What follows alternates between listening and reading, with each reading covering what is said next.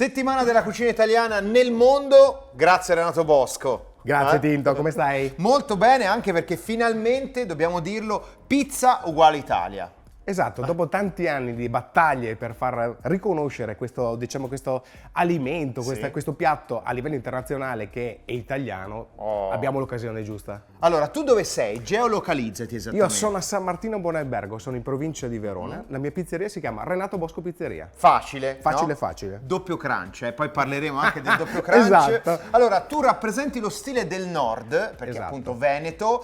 Qual è la pizza che ci proponi oggi? Oggi il Veneto che propongo, cioè come prima situazione è proprio il Veneto, dove incontriamo delle eccellenze. È vero che raccontare tutte le eccellenze che ci sono in Veneto ci vorrebbe una settimana, nel senso che ci sono tantissimi prodotti di altissima qualità, come in tutte le regioni d'Italia. Io ho selezionato almeno 2 ingredienti, che in questo caso è il piave e il prosciutto crudo di Montagnana. Dai, allora Ok? seguiteci perché la pizza di Renato Bosco per la settimana della cucina italiana nel mondo, lo stile è quello del nord. Da dove si parte, Renato? Allora, partiamo dalla selezione delle farine. Ho utilizzato una farina di tipo 1, Sì. del riso di Alunenano, cioè Ok. perché? Perché noi siamo avvocati in provincia di Verona, a Isola della Scala, abbiamo delle coltivazioni di riso molto importanti. Allora, metto il riso all'interno, aggiungiamo Quindi farina, riso. delle farine integrali perché ho bisogno di dare un po' di sapore molto intenso. Ok. Ed inizio a mescolare questo. Nel frattempo, perdonami, ma ho 2 preimpasti che si uniscono assieme. Eccolo qua.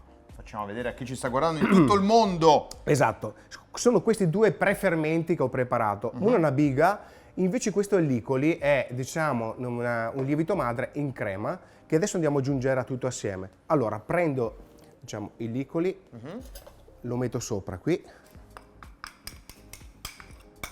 Eccolo qua. prendiamo anche la biga, la appoggiamo sopra.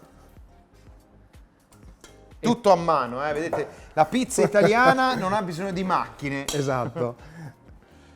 Aggiungiamo l'acqua. Vai. Questa è l'acqua di Roma, eh? L'acqua di Roma è Sì, meravigliosa. Iniziamo a lavorare l'impasto dal centro verso l'esterno. Ok.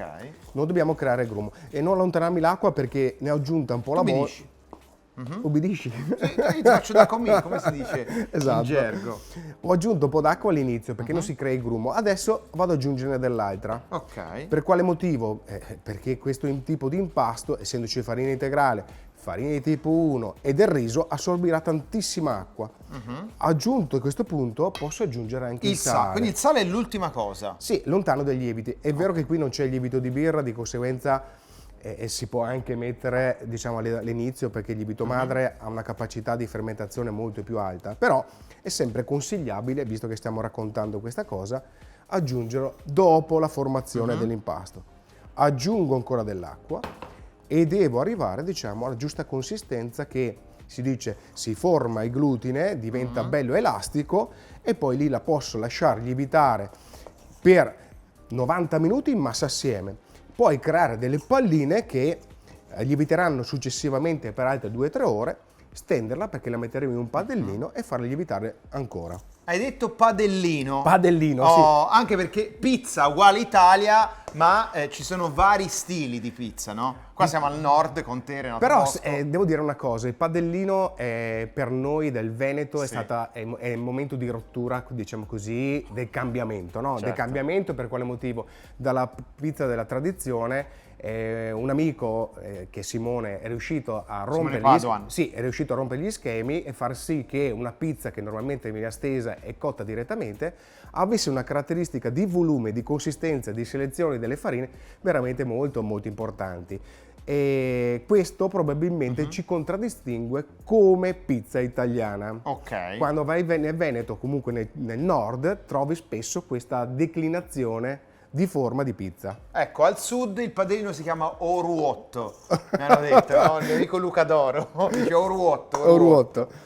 Ok, continuo a farlo, continuo a lavorarlo e Ok. poi lo metterò, diciamo, tutto in massa assieme per circa 90 minuti, dopo dipende molto dalla caratteristica del proprio prefermento se lavora molto bene. Dopo 90 minuti, come avevo già detto, prepariamo queste palline da 250 grammi, le faremo raddoppiare, che io ce le ho già pronte, e andremo a stenderle nel padellino. Se vuoi io faccio già questa operazione, così vi faccio vedere cosa succede. Mi sono portato un po' di spolvero perché bisogna...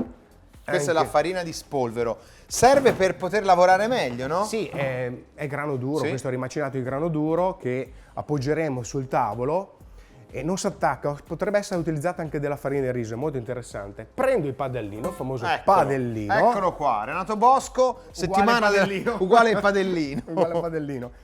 Metto all'interno dell'olio, Sì. perché l'olio serve per condurre, diciamo così, il calore e anche perché non si attacchi l'impasto durante la fase di lievitazione. Perché qui c'è una prima lievitazione, ne faremo un'altra ancora. Prendo della farina, in questo caso rimacinato, lo appoggio anche qui sul tavolo.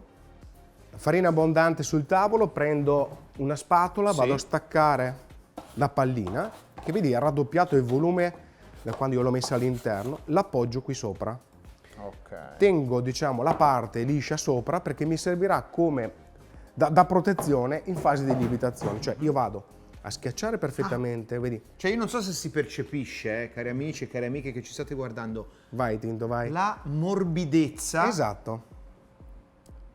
E poi quella farina che c'è sopra qui diventerà una parte caratterizzante anche dopo il morso. Prendo e l'appoggio direttamente all'interno del tegamino. Ok. No, come il tegamino, il padellino. Padellino. Padellino. Il padellino. Del padellino. Un goccio d'olio extravergine d'oliva Ok. e la metterò a lievitare, che questa è la seconda lievitazione, per 4-6 ore, ok? Ok. Logicamente, per magia, io ce l'ho già pronta e qui vedete che ha aumentato il volume. Allora facciamo vedere Sì. prima della lievitazione e dopo la dopo. lievitazione. Prima della lievitazione e dopo la lievitazione. Quanto tempo è passato? Qua sono passate 4 ore circa dalla fase, diciamo, della seconda stesura dell'impasto. Ecco. Un buchetto centrale Perché si fa? perché altrimenti tutta l'aria